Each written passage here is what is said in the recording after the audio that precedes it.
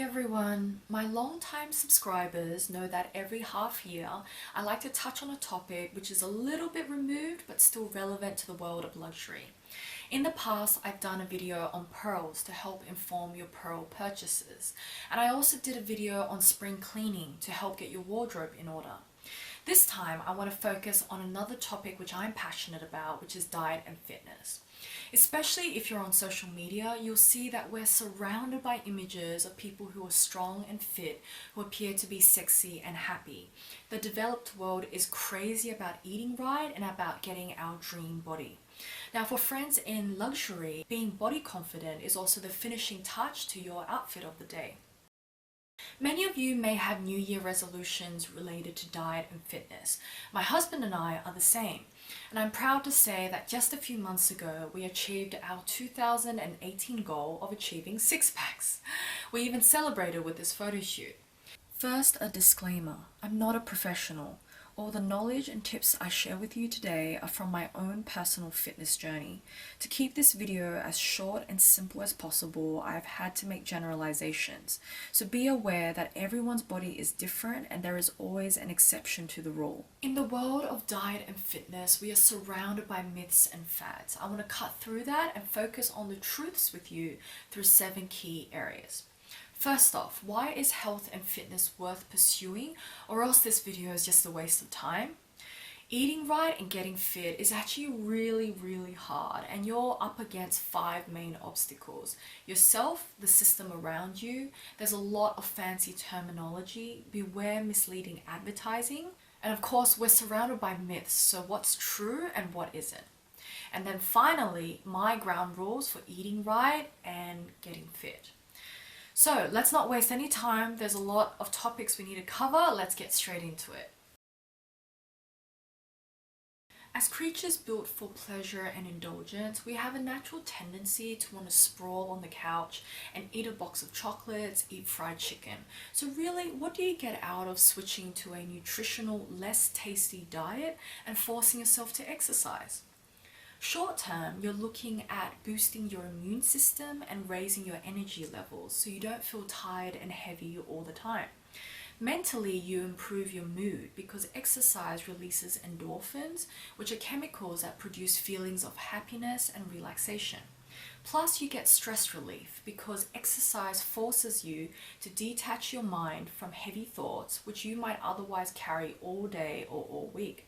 Long term, you're looking at living longer because you're lowering the risk of heart disease, diabetes, high blood pressure, depression, arthritis, and some cancers.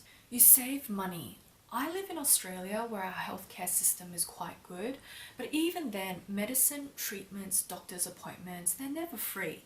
Every time you're unwell, it carries a price tag. We are social creatures. Diet and fitness present points of interest that link us to other people, whether we're sharing recipes and going to food produce markets together, or we're sharing the same gym workout and play team sports. Although metabolism is largely genetic, factors which contribute to a healthy, fit lifestyle can help to boost your metabolism, which means that you can eat and drink more without putting on weight because your body uses up more energy every day. Now, just to take a step back and make sure we're all on the same page, metabolism refers to key chemical processes within your body which keep you alive, one of which is converting food into energy. Now, in a first world society where there's abundant food and drink, you generally want to have high metabolism. On the other hand, in a developing country where there are food shortages, you would be better off having slow metabolism because it means you can survive on less food because your body uses less energy. The more muscular you are, the higher your metabolism because muscles require more energy to run than fat. The more protein you eat, the higher your metabolism because protein is harder to digest, so your body consumes more energy trying to break it down. In the same way, try to eat more fresh foods compared to processed foods. The former requires your body to work harder breaking it down, while the latter is essentially pre-digested by a machine, so your body uses very little energy when you consume it. Finally, try not to be stressed because stress sends your body into survival mode where it slows your metabolism to try and hold on to your fat reserves to get ready for hard times ahead. Of course, in a first world scenario, these hard times are not food shortages, they're a work deadline or an exam. So your body's efficiency in being able to provide its own food source doesn't actually help you. Last but not least, you'll learn to love yourself. Proper diet and fitness forces you to understand your body and how it works, and also how hard your body works every day for you. No one's body is perfect, but as you begin to accept and understand its weaknesses and its strengths, you'll respect and work together with your body to achieve your goals. If being healthy is so beneficial, why are we all struggling? In a first world society where we have ultimate choice on how to spend our time, our money, and seek pleasure, eating healthy and being active is never the easy decision. The first obstacle to overcome is ourself. Did you know that your body gets enough nutrition just from key meals and water? This means that when you snack or have a tasty drink, it's all excess energy that your body doesn't need. Eating healthy means eating less, and it also means accepting that our food is going to be less tasty because super delicious food is overloaded with excess sugar and excess fat, which is again surplus energy that your body doesn't need. It's hard to resist fat and sugars not only because they taste irresistible, but also because they're so convenient to eat. Think of the huge fast food industry and the processed food industry. When you're in a rush and you want to grab a bite on the go from your pantry or from your local convenience store, most likely it's a bag of chips, chocolate bar, soft drink, hot dog. It's often not possible or not convenient for you to have clean protein. The exception is protein powder, but we'll discuss that later. For example, if you're watching TV and you're feeling peckish, what are the chances of you opening your fridge and discovering a chicken salad, steak, or tofu ready to eat without any cooking or preparation time? It just does not exist unless you're living at home and your parents have leftovers. So usually what would happen during that TV ad break is that you would go for the bag of lollies or the tub of ice cream, which is again fat and sugars. The other huge appeal for fast food and processed food is that it's cheap. Food companies can minimize costs and maximize profits by mixing low quality ingredients with artificial fillers for volume, and then mass producing food with long shelf lives. Eating well not only means eating less food, less delicious food, less convenient food, but also means spending more per meal as fresh natural ingredients come at a premium, especially if your country has limited room for agriculture and has to import the majority of its produce. The next factor is time. We all know that exercise requires time, but we often forget that healthy eating also requires time. When you don't have the time to prepare your meal at home and you buy it from outside, the penalty you pay is that you can't guarantee what has been mixed into your meal. Fast food, processed food, even restaurant food can contain junk because junk is cheaper for the supplier or the restaurant than them giving you 100% quality ingredients which you would do in your own home. The sixth factor is lifestyle. No one can deny the social activity and happiness of eating and drinking together. Heading to the park, don't forget the picnic. Watching a movie, bring the popcorn. Heading into the city, see you at the bar. Catching up with friends, brunch or coffee. We're eating and drinking for fun, not because our body needs it. In my own personal experience of dealing with these 6 obstacles to getting healthy, I must admit that lifestyle is by far the hardest. When you eat and drink only what your body needs, which will likely be home-cooked meals and water, you miss the adventure of being able to discover new places outside, and you become the killjoy in your group of friends. This brings me to my next point. If you thought it was hard enough trying to motivate ourselves, you're actually going against the entire system that surrounds us. And this system benefits from us staying ignorant. Multi-billion-dollar food industries want you to eat. Beverage industries want you to drink and not question it. Diet fads, personal trainers, nutritionists, they all have their jobs because we ourselves can't access quality information to transform our bodies and get in control.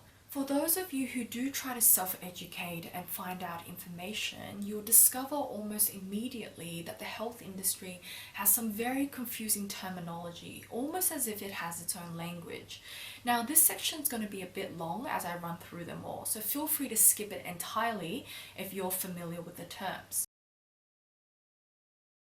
As mentioned earlier, eating and drinking is fundamentally about injecting energy into our bodies. So how do we measure this energy? Like how we have the imperial versus metric system for measuring weight and distance around the world, there are two systems to measure energy from food and drink. The UK and US use calories while the rest of the world formally uses kilojoules. The calorie is larger and more than 4 times the size of a kilojoule.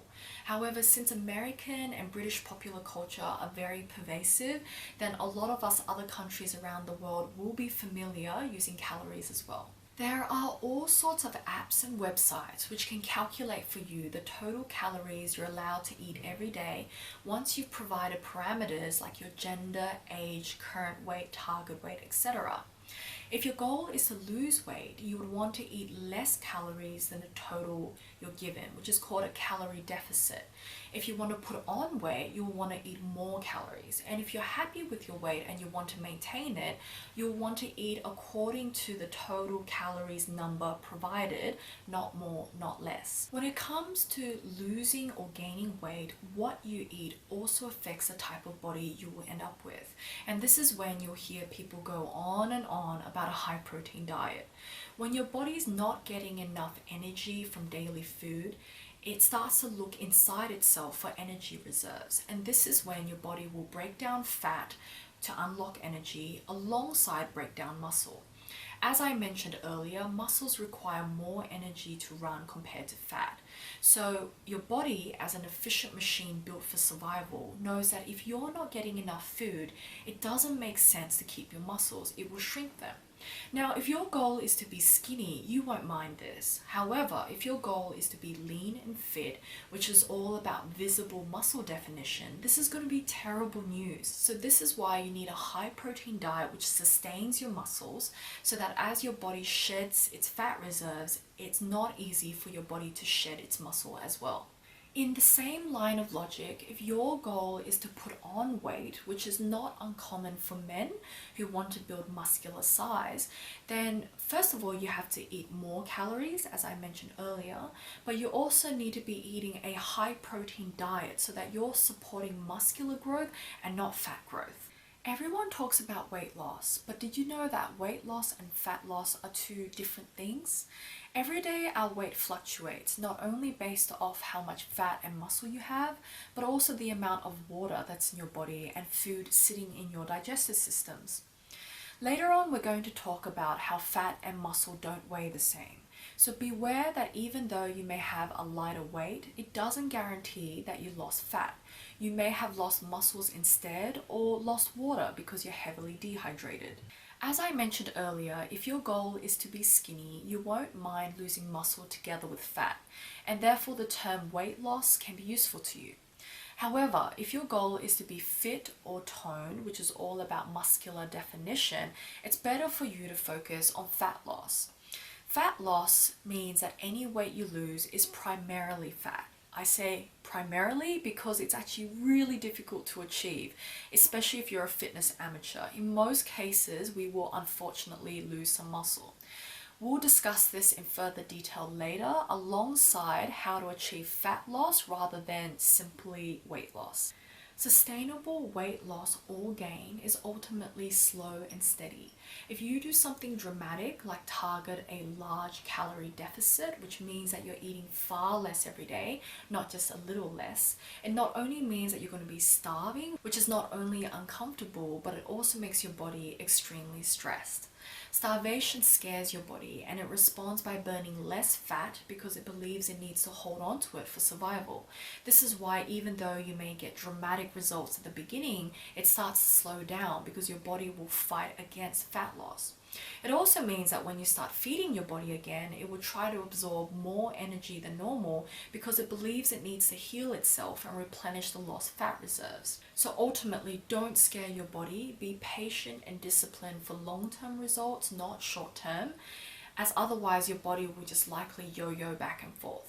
Later on, I'm going to share with you 16 tips for healthy eating to aid fat loss. However, if your fitness goal is more extreme, for example, to achieve a six-pack, then you need absolute control over your diet, and this is when calorie counting becomes relevant.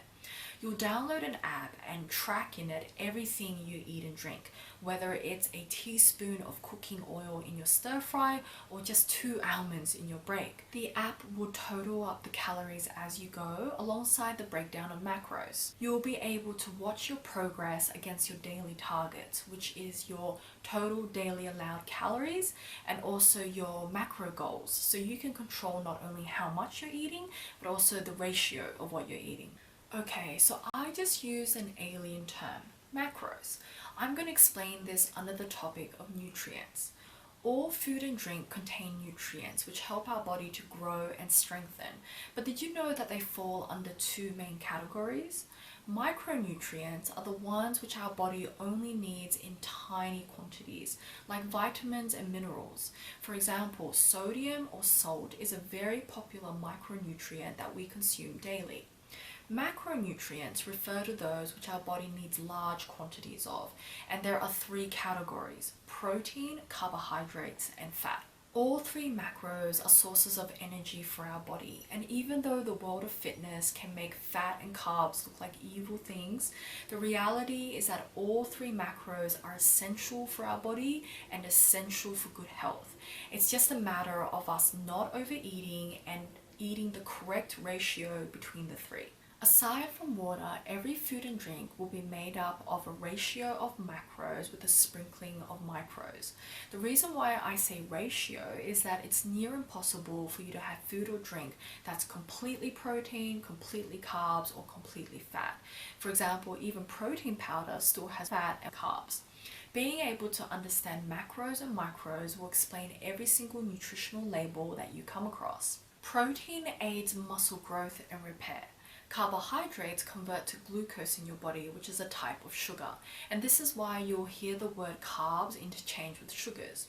Know that glucose is a great source of ready-to-go energy for your body. So if you're going to hit the gym or you're going to run a marathon, often you'll hear people say carb up. Eat your rice, pasta, bread, potatoes. It's your best source of ready-to-go energy. Unused glucose in your body will convert to a type of fat. So this is the danger of you eating lots and lots of pasta only to spend the next couple of days lying around in bed. Finally, on the topic of fats, good fats help cell repair, and fats are designed to accumulate on you, with your body only breaking it down for energy when you're not feeding yourself enough. So this is why even though fat is full of energy, it's not easy to use energy the way carbs are. It's instead your survival mechanism, your food source on the go for hard times. A fat contains more than twice the amount of energy of protein and carbs, which means for the same amount of energy, you can only eat half the volume of food and fat, since it's so calorie dense. That is a miracle in poor countries where they have to get as much as they can out of every meal to survive, and therefore with fat they're getting twice as much with every bite. But in a wealthy country where we're overfed, a touch of fat completely overtips the scales in terms of how much unused energy is sitting inside our bodies. Now let's talk about fats. We hear a lot about avocados, nuts, olive oil, and omega-3 being good fats, but what does that mean? Bad fats are saturated and trans fat. These are the ones found in meat and processed foods. While protein helps muscle repair and good fats help cell repair, bad fats are not helpful. They tend to grow as visceral fat, which is deep fat that likes to wrap around your organs, putting you at risk long term of heart disease, high blood pressure, high cholesterol. These fats tend to not be directly visible on your appearance, but they will degrade your health. So this is why you can have someone who's quite skinny in appearance but have poor health because of these poor diet decisions. Good fats are unsaturated and they tend to grow as subcutaneous fat, which is just underneath your skin. These fats won't affect your health, but they can affect your appearance. Since good fats are awesome for cell repair, you always need to have them in your diet. But be careful not to go excessive on good fats, because ultimately it is a fat, which means that it's high in energy, more than twice as much as we mentioned earlier. Your next obstacle is misleading advertising. Until you read the nutritional breakdown, you can never trust the label or marketing. The vast majority of products which are advertised as healthy are actually making your life harder. For example, the high protein snack is indeed high protein, but what they often don't tell you is that it's just as high in fat and carbs. So there's no benefit to you, you're just overeating. As we touched on earlier, it is difficult to have healthy protein as a snack because it's expensive and also it's not tasty. Only when it's mixed together with fat, carbohydrates, or salt, all of which are cheaper, does it become economically viable for the producer and it becomes some level of delicious for us as the consumer. Another example which we always see is a low-fat healthy option. Indeed, it's low-fat, but what they often don't tell you is that the carbohydrates are quite high and it's low in protein. This is not an issue if you're going to be active that day, but most likely if you're going to eat this watching TV on the couch or being at your work desk, it's all going to become unused energy that turns to fat reserves. 5 out of 5-star healthy foods generally have macros that look like this. It should be low fat, with protein at least double that of fat. Why double, you say? Because as I mentioned earlier, fat contains twice as much energy as protein and carbs. So you need to halve the amount of fat as you would with protein to keep your intake balanced. Sometimes you'll even find foods where protein triples that of fat, and that is absolutely superb. It's perfect for toning and fat loss. However, the downside with these genuinely healthy foods is that low fat, low carb does not taste very nice. So as a result, we become more dependent on high sodium or artificial sweeteners or artificial flavors to make it tasty in some way. For example, look at protein powder and all the flavors it comes in. It's all artificially enhanced. That doesn't bother my husband, but it bothers me. So I try to minimize my dependence on protein supplements by prioritizing protein the natural way. Chickpeas, lentils, tofu, meat, seafood, with my flavor coming from garlic, onions, herbs, and spices. The final obstacle to overcome are all the myths that we grow up with. It's really shocking to think about how much wrong information is commonplace. I'm about to share with you 6 common myths which I'm sure you would have come across at some point. Spot fat burning does not exist. We all want to remove that little bit of stubborn fat that's on our bellies, on our thighs, but there is no quick fix, no special diet, no special exercise. This middle region is problematic for all of us because the muscles in this zone are least used and they're underutilized compared to those in our limbs, in our back, etc. When you do lose weight, it happens evenly across your whole body. So this means for women, you will unfortunately lose some boobage. However, as your stomach gets flatter, your breasts do appear larger. So it all sort of balances out. It is worth noting as well that although you can't spot burn fat, you can spot train muscles. So we'll discuss this later.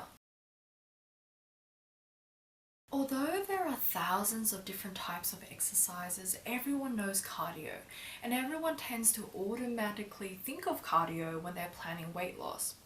Cardio is the best exercise for your heart, which don't forget is a muscle, and it also trains your stamina. But aside from that, it's completely up to you to experiment and see what type of exercise best suits you and your lifestyle. For me personally, I really enjoy high intensity interval training because I'm strapped for time. And I find that working with weights helps me to burn calories efficiently in shorter workouts. HIIT consists of exercises like these in a circuit training manner. These days, it's not enough to lose weight and be skinny. We all want to look toned. Tone refers to looking fit, slim, and athletic. But what a lot of people forget is that it's not just exercise and weight loss, it's also about having the right diet. This goes back to what I was saying earlier. The secret is protein. We'll discuss more shortly on the power of protein. This is another huge myth. Keeping your muscle alone is so difficult that if you're not intentionally trying to get big, there is zero chance of that accidentally happening to you. For starters, you have to do a completely different set of exercise patterns to increase muscle size. I hit the gym 2 to 3 times a week. I eat a lot of protein, and even then, I'm a size 6. Although it is worth noting that if a part of you is already naturally large, getting fit and losing weight is probably not going to change that because it's genetic. It's just going to change what is largely fat and jiggly into instead largely muscle, which in Western societies is considered more attractive because it's firm. So using myself as an example, I genetically have large thighs and large calves, and losing weight and getting fit has not changed that. They're still large. While it is true that men are physically stronger than women, there is no such thing as his exercises and her exercises. For example, in our home gym, my husband and I share a lot of the same exercises, just that his are heavier because he's stronger. It just comes down to one, what is your maximum strength? If you're working with weights, you should be working with the heaviest one you can safely handle so that you can burn more calories, which is time efficient. And two, what do you want to get out of this? So you pick the exercises which target your muscle groups of interest and also according to your fitness goal, whether it's weight loss or toning or building strength or building endurance. So for example, my husband would do bicep curls, which I wouldn't do because I'm not interested in increasing that muscle size. However, if I were, I could totally do bicep curls as well. This is quite a popular excuse to get out of fitness. I don't want to start working out because then I'm stuck having to maintain my muscles forever, or else it will turn into fat when I stop and I'll be worse off than when I started. Muscles don't turn into fat, but they do shrink. People who were fit can put on weight easily when they stop working out because likely they haven't changed their eating habits. This means that they're still eating a lot as if their body is going to use it up when in fact it doesn't. Plus, as I mentioned earlier, muscles consume more energy than fat. So as your muscles shrink, your body uses less and less energy, which means that you have more leftover energy that turns into fat reserves. Every time my husband and I go on holiday and all our diet and fitness rules are thrown out the window, we do see our bodies change after about a week. And when we return from holidays, it takes us at least a month to get our bodies back on track. So it's not impossible for you to get fit, get unfit, and get fit again. It just takes discipline, time, and effort. Now that we've covered all the fiction, it's time to focus on the facts. I'm going to share with you my 10 truths for diet and fitness. Did you know that changing your body is only 20% exercise? The rest is all about controlling your diet. We eat and drink so much for fun that we're just ingesting constant excess energy which stockpiles unused. If you love exercise, you can of course exercise every day to remove the excess energy. But for the rest of us who are usually time poor, an easier solution is for you to eat less and to eat carefully so that you don't have more energy than what your body needs. This is the 80%, watching every meal and every snack of every day, while the 20% means just 2 exercise sessions a week. So you can get rid of any excess energy, and also because exercise is the only way that your muscles can grow. Now, when I say grow, I'm not referring to the frightening muscle size which women hate. I'm referring to just some visible muscular definition, which is what you want in a toned appearance. Always remember the relationship between diet and exercise. So on a day where you're going to be in the office for 12 hours or you're binge watching Netflix, try not to eat too much. But on a day where you're going to be active, hitting the gym, running a marathon, just being outside, you can afford to eat more generously because your body can use that up. As I mentioned earlier, you cannot spot burn fat because you shed fat evenly. However, you can spot train muscles or muscle groups. This is where if you want to have a better looking belly, then you can train your ab muscles so that they become more visible when the fat is gone. Generally, exercises which target only a particular muscle are largely for purposes of appearance, training, or rehabilitation, while compound exercises which affect more than one muscle group are considered to be more effective for fitness and fat loss because you can burn more calories in the same amount of time. Therefore, going back to my example of your belly, a more effective exercise than doing sit-ups, which only activates part of your ab muscles, is to do planking, a compound exercise which works your abs together with your arms, your glutes, your hip and leg muscles. Previously, I hinted that the process involved for toning is different from that of weight loss. And in the same way, the process is different if your end goal is strength, not only to be slim and muscular looking, but also to be strong, or physical size, as most men want to have a larger appearance, or endurance, or power, or agility, etc. All these fitness goals are different and they require different exercise strategies to get there. So it's important for you to check that your exercises are working the right muscle groups and they're also working the right type of muscular growth for your goal. It's not a one size fits all. By now, it should be clear that your body will lose weight when your total daily energy expenditure is greater than the amount of energy you put into your body from food and drink. TDEE measures the maximum energy your body uses every day, whether it be passive activities which we don't even notice like breathing and keeping our body warm, to active activities like walking to work and yoga. When you do the maths, as long as the result is negative, a calorie deficit, your body will lose weight as it will start to tap into its fat deposits to unlock the missing energy it needs, which it's not getting from your daily diet. Earlier we talked about how weight loss and fat loss are different. Weight loss means losing a combination of fat, muscle and water, while fat loss means you're aiming to keep your muscles, so you concentrate on mainly shedding fat.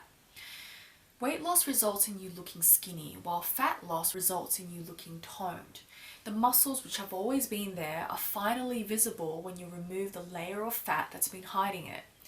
Aim to combine fat loss with muscle growth so that the muscles become larger in size and therefore easier to see. This dual logic of simultaneous fat loss and muscle growth is exactly how you achieve fitness goals like a six-pack, only with very little room for error. Now that you know 80% of results come from diet and that a toned appearance comes from both muscular growth and fat loss, it should be clear to you that the key ingredient which makes all of this possible is protein. Now, up until now, we've dappled on the topic of protein, so let's summarize it. It supports muscle growth, muscle repair. Protein prevents your body from breaking down muscles when you want your body to focus instead on breaking down fats. This is how you achieve fat loss, not weight loss.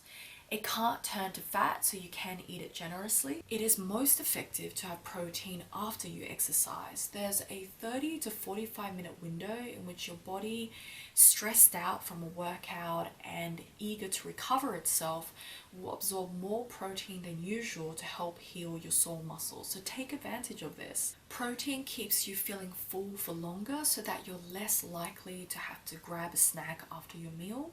Protein boosts your metabolism because it's harder to digest, so your body uses up more energy when you're eating it. And also, as protein builds muscle, it means your body uses up more energy to do daily tasks, which then enables you to eat more because you can actually use up that extra energy. And finally, when I say protein, you're probably automatically thinking of meat, seafood, dairy, but don't also forget that protein is tofu, chickpeas, lentils, beans, soy, etc. We all know the look of fat. It jiggles with movement while muscle remains firm. Muscles are more dense than fat, so even though they weigh the same kilo for kilo, more muscle can be compacted into the same volume compared to fat. Therefore, be aware that scales aren't the most accurate representation of your fitness transformation. You may weigh the same or even weigh more even though you look smaller, and that's because muscles take up less room than fat even though they weigh the same. As you already know, muscles need protein in your diet to live. But what people tend to forget is that muscles also need to be used regularly or else they shrink in size. This is why if any of you have gotten a serious cold and you've spent days lying around in bed, or there's a part of your body you can't use, maybe because you've injured it, then you will realize days later that you look thinner, and that's because your muscles have shrunk. Muscles shrinking is your body's way of being efficient. If it feels that there are dormant, lazy muscles, it will choose not to sustain them. Your body would rather use that energy for something more useful, say running your organs, keeping you warm, etc. So it's unfortunate that there's such a commonplace misunderstanding, especially among women, where we feel that one extra exercise session or one extra protein shake will result in us looking like the Hulk, when in actual fact it's the opposite, and 1 week of holiday or one serious cold will result in you losing your muscles. Linked to the above, if you want long-term sustainable weight loss and a toned muscular appearance, there is no shortcut. I think this is why generations and generations again, we get ridiculous products like the Fat Blaster 10,000 or the Miracle Liquid Diet that just melts your fat away. Society cannot accept the truth that real results takes hard work, time, and discipline. Sure, you can starve yourself to shed weight faster, but most likely this method won't last you longer than a month, so then what happens after that? Or you can go to the gym religiously every day for 8 hours for a week, but again, when you have to return to face your real life of work, housework, everything else that eats up your time, what happens after that? From my own personal experience and as a general consensus with everyone I know who has pursued fitness, if you're on good behavior with diet and exercise, it will be 1 month before you notice anything different, and it will be 3 months before you actually get solid results. Stay disciplined and be patient. Now that you hopefully understand the long-term perspective which you need to adopt with fitness, it's important to pursue diet and exercise in a balanced manner which doesn't overexert your body. Earlier, we talked about why long-term starvation doesn't work, and in the same way, it's dangerous to over-exercise. Healthy exercise produces tiny tears in your muscle which heal as new muscle fibers grow over it, thickening and strengthening the original muscle. Your body also produces chemicals and hormones which not only make you feel happy but also help you to burn fat and carbs. When you over-exercise, your natural muscle damage can't heal itself, and also excessive amounts of the hormone cortisol, a stress hormone, means that your body burns less fat, so you start to get less and less results despite the extra effort you're putting in. Right now, the world of dieting is beyond confusing. There's Mediterranean diets, Atkins, paleo, intermittent fasting, vegetarian, vegan, low-fat, low-carb, etc. Because this video is too long, I unfortunately will have to touch on the specifics in a later video. But today what I want to share with you is that dieting in all its forms ultimately succeeds based off 3 main rules. Number 1, and this is paramount, so don't ever forget it, don't overeat. Any extra energy your body doesn't need, even if it's coming from good healthy fats and good healthy carbs, will still end up as fat deposits on your body. On the other hand, if you have a sweet tooth or you love your fatty foods like burgers, you can actually eat them and not put on weight if you stay under your total daily maximum allowed calories. Now, before you all go off and rush and do that, I better just follow it up with 3 disclaimers.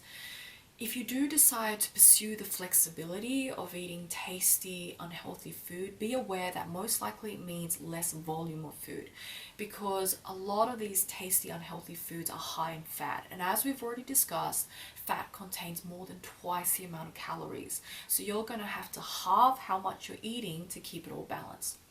The second disclaimer is that tasty, unhealthy food tends to be high in bad fats, which aren't directly visible in terms of affecting your appearance, but they do have a serious impact on your health because they're growing around your organs. The third disclaimer is that tasty, unhealthy foods are generally low in protein because protein is not tasty and protein is expensive. So most likely you will end up with low muscle definition. This brings us to the second rule. Your macros are important. Some diets encourage low carb, others low fat, others both, but they all agree on higher protein consumption because as we've already discussed, protein is key to your body's transformation. Articles love to pit low fat against low carb, but the reality is everyone's body is different. You can get results doing either. It just comes down to your own preferences and your own food weaknesses. The reason why people tend to isolate carbs or isolate fats is because when you're not overeating and you're trying to maximize the protein in your diet, which can be as high as 40%, then there simply is not much room left for you to enjoy your favorite foods.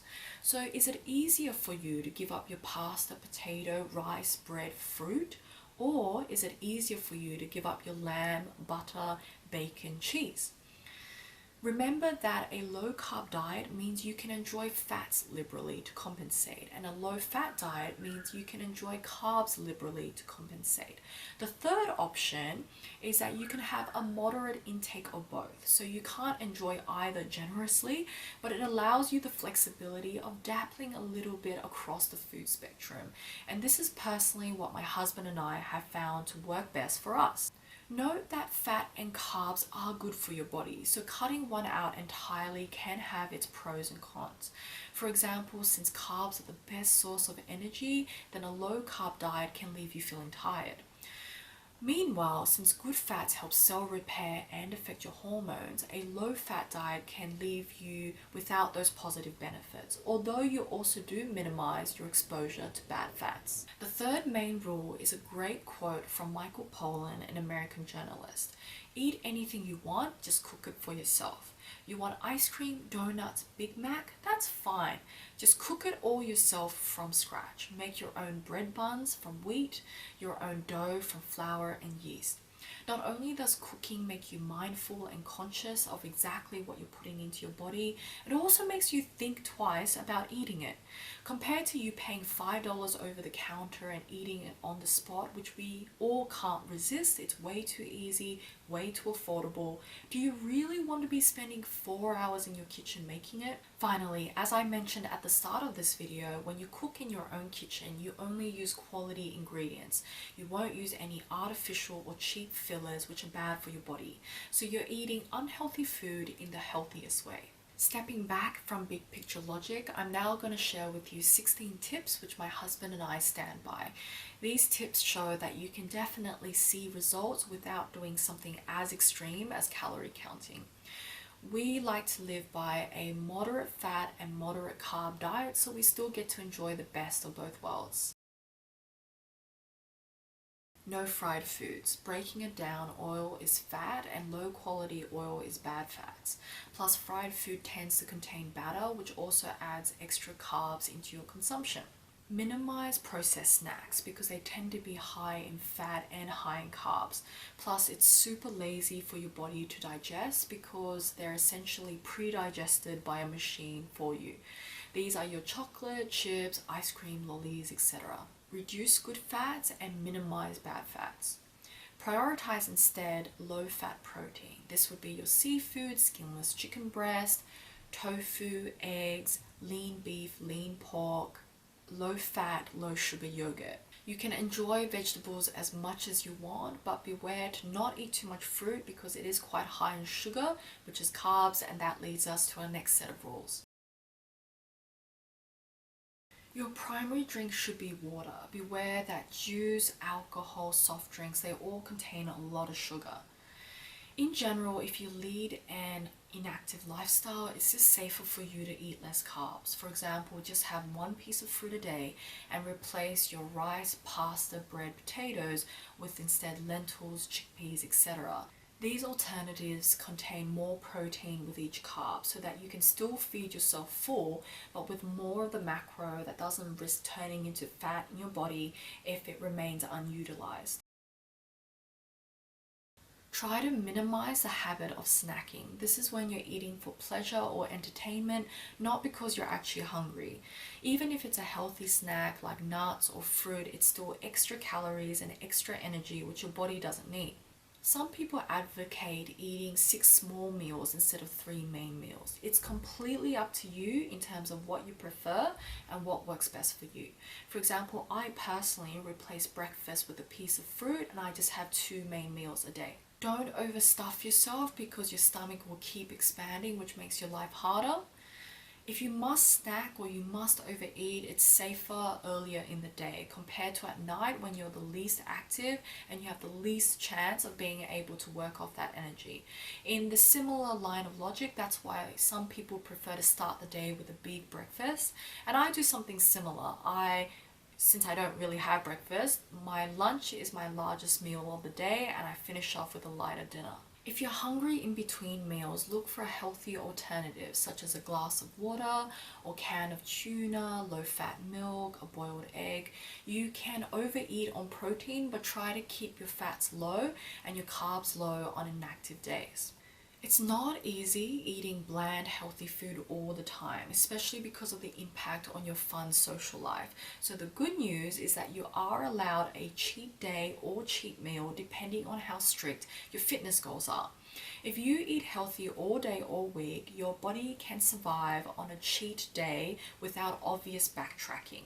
This means that for one day a week, you can eat whatever you want, all rules thrown out the window, because the other 6 days of healthy eating and 2 exercise sessions are enough to counterbalance the negative effects. Of course, if you have a more strict fitness goal, such as a six-pack, you will have less flexibility. It's more like one cheat meal a week based off 2 exercise sessions. Of course, if you exercise more, then you'll be allowed more naughty meals. At a minimum, you should be aiming to exercise 2 to 3 times a week, as it keeps your muscles active so they can't shrink in size, and also helps you to work off any excess energy that may have accumulated during the week. My husband and I, we have a home gym and we do a 90-minute session every time. It's not unusual if you're into fitness that you may get asked if you take supplements, the most common one being protein powder. There are so many different types of protein powder. We're going to have to cover it separately in another video, but I do want to explain that it does become a very easy part of every fitness enthusiast's life because of 3 main reasons. First off, it makes eating protein convenient, quick, and portable. Instead of you having to fire up a steak or boil an egg or stir fry your tofu, it only takes seconds for you to add protein powder to water, low-fat milk, or Greek yogurt and eat it. In all honesty, it's not cheap, easy, or tasty trying to maximize the protein in our diet. You know, how many chicken breasts can you eat a day? So on many days you may fall short, and this is where having protein powder allows you to quickly top up and reach your daily targets. As you know, protein powder contains almost no fat, almost no carbs, which is nature's source of flavor. So to compensate, they will have instead artificial additives, which you may or may not feel comfortable about. I personally hate these artificial flavors, so as a result, I have to try as much as possible to have my protein the clean, natural way. The third factor is one you probably have observed, which is that people tend to carry protein powder on them during a workout or after a workout. As you know, that's to take advantage of timing. It's that window of opportunity where your body absorbs protein more efficiently to repair the sore muscles. And of course, protein powder mixed into liquid is a far easier way for you to enjoy it rather than you carrying a turkey breast around with a knife and a fork. Remember my earlier point about having a naughty burger or sweets as long as you're not overeating? Although you're probably low on protein, which doesn't help your body get in shape. Well, the good news is that there's actually a solution which grants you ultimate eating flexibility and allows you to meet your protein targets. Within the fitness community, it's known as if it fits your macros. You can eat whatever you want as long as it fits your macros. So when you're eating your burger or your hot chips or your ice cream, you have to log it in an app to keep track of the calories and the macros. You'll notice that most likely in just one sitting, you would have exhausted all the fat and all the carb that you were allowed for one day. Used up almost all your calories as well, but your protein is still really low. So this is where for the rest of the day, in order for you to increase your protein and stay under your maximum allowed calories, you would probably only be allowed to have protein powder mixed with water. You can't even have it with light milk because light milk contains fat, and as we've discussed, you've maxed out your fat for the day. If you're someone who can't sacrifice your social life and the naughty meals it demands of you, if it fits your macros can be a great way for you to eat indulgently one meal per day and then have to suffer the rest of the day trying to balance out the damage you've done. Alternatively, you can eat a balanced diet where you evenly spread out your fat and carb allowances among all the meals of your day rather than having them concentrated all in one go. Of course, this means that none of your meals are going to be super delicious, but it means they'll have more flavor than you just having protein powder mixed with water. This type of solution doesn't work for me because, as you know, I hate those artificial flavors, but it works perfectly fine for my husband. So it's completely up to you to experiment and see what works for you. It's crazy to think that after such a long video, we've only covered the foundations of diet and fitness. I guess that's why today's video was intended as a 101, a back to basics introduction to help you separate the facts from fiction. There will always be a lot of noise and fads surrounding the next health craze. But after today's discussion, I hope that you can stay focused on the simple underlying truths. If you have a fitness goal, I wish you the best of luck in terms of staying on top of it and getting the results you want. Hard work and discipline do pay off, it just takes time. Next month, I'll be returning to the topic of luxury with an exciting collaboration with a brand new designer jewelry rental service. Hope you guys have a great month. I'll see you again soon.